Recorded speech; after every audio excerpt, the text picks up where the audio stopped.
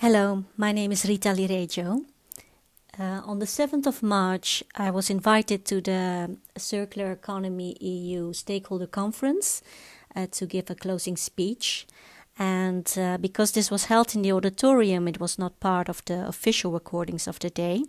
And so I thought of making this a little video podcast to spread the message even more. I got some really nice feedback of people, so I hope this recording will inspire even more to navigate what's next in the circular economy. If you're interested in that, I've got some suggestions for you. About 2.5 years ago, I stepped into a classroom to talk to 8 to 11-year-olds about circular economy. Having no kids myself and no experience with the education system, this was completely out of my comfort zone. But when you are intent on pursuing an idea, finding out if it works, it's worthwhile to step outside of your bubble.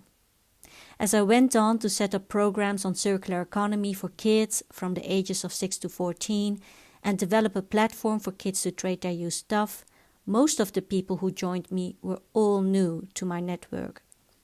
Bubbles can be very comfortable and certainly effective if you have a common purpose.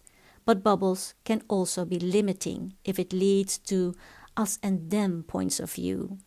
If it leads to delaying action because you feel the other needs to move first.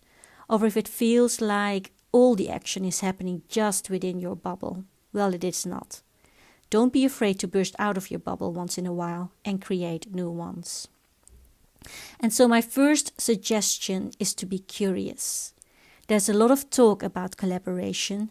As the word suggests, it is about working together, not waiting on each other. It's about truly connecting and listening, not acting and assuming or only putting your ideas, demands and stipulations on the table. Rather, be ready to adjust your initial plans, because it's really in the space in between, which is new to all of us, that the solutions lie. My second recommendation is to be more aware. Yes, business has a role to play. Policies are necessary. Consumers need to make the right choices. But guess what? In essence, these are all people. This is just you and me putting on different hats at different times. Let's truly look in the mirror. Look ourselves in the eye and think about what we, as a human first, can do within all these different roles that we play. That's doubling and perhaps even tripling your impact right there when applying this holistic approach. We reference a few times to Greta Thunberg, all of us impressed by her courage, the directness in her messaging, all things we observe up here in our heads. But has her message really touched your heart? Do you feel the house is on fire? Are you panicking? Yesterday, one of you said, it's like we are moving the deck chairs on the Titanic. It's time for action, not redecorating. Greta and her family practice what they preach. We need more of this authenticity, of true alignment between our words and our actions. Any societal change is linked with cultural change and again ultimately personal change. We've heard the words human capital a few times, and this is not just cultivated by education and experience. It starts with our basic humanity that doesn't need a business case or a roadmap to get to yes, let's do it. Yes, I share your vision. Yes, I want to help. And so my third suggestion is to be generous.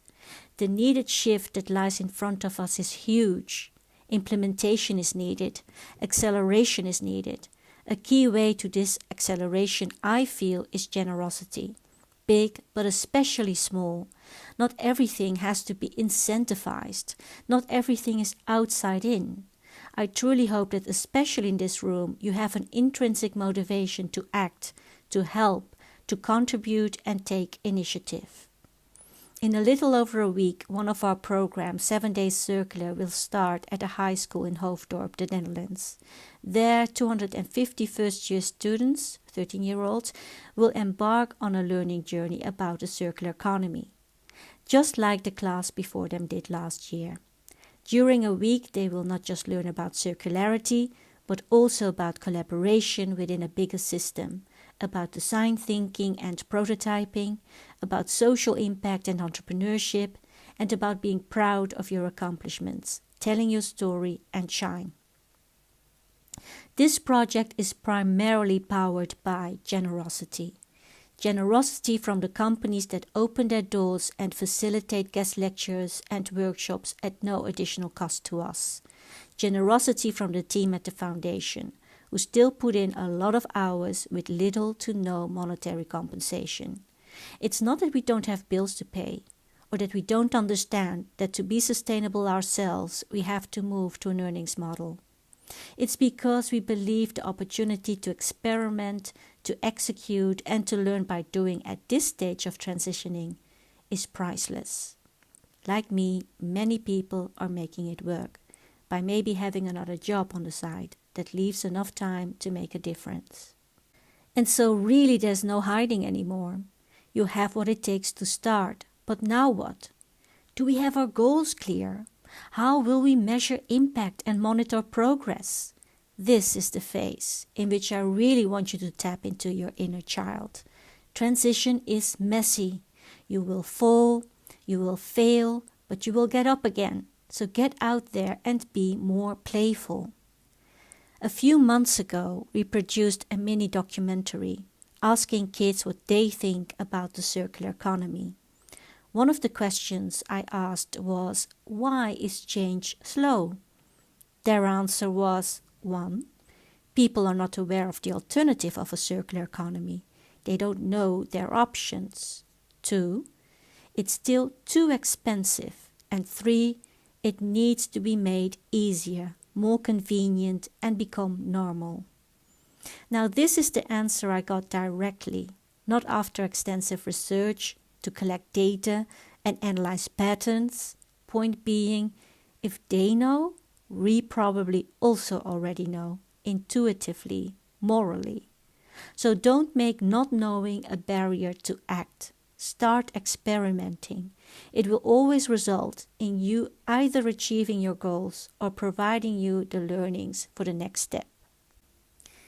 And so now you're on the move. You're ready to play. But who are your playmates?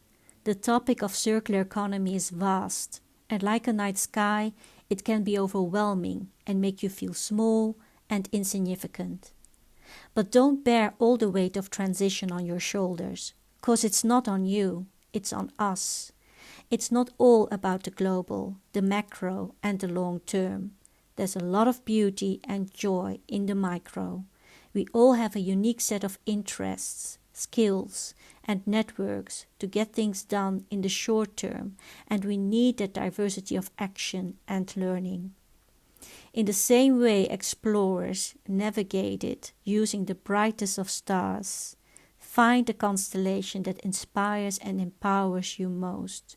Who are the people around you that resonate with your idea, that say yes to what you are proposing? So if you're ready for action and willing to play, be a star, shine bright, share your story, knock on doors, invite people to join you. Amongst all the possibilities, the stars that resonate with you will align and make your circular wishes come true.